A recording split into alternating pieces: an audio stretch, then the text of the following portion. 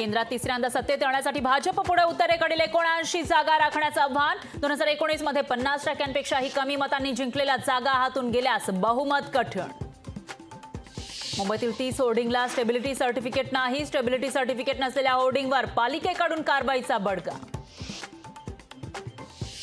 काही मर्यादा पाळायला हव्या, जिरेटोप हा महाराष्ट्राचा इतिहास। शरद पवारांचा प्रफुल्ल पटेलांवर शाब्दिक चपराक।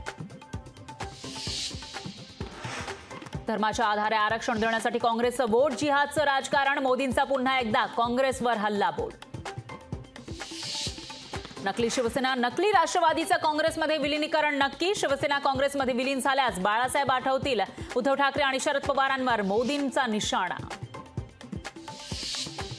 भ्रष्टाचारी गोळा करणारी भाजपची कचरा गाडी। खोट्या डिग्रीसारखी खोटी वंशावळ आणू नका, उद्धव ठाकरेंची मोदींवर तुफान टीका।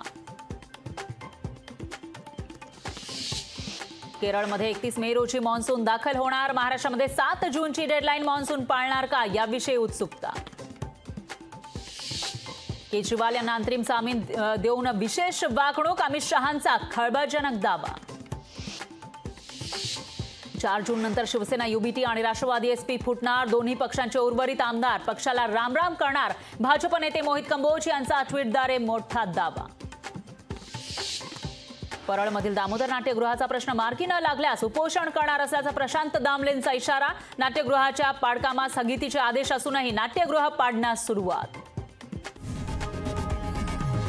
लोकशाही मराठी ऐका, पहा, जागरूक रहा।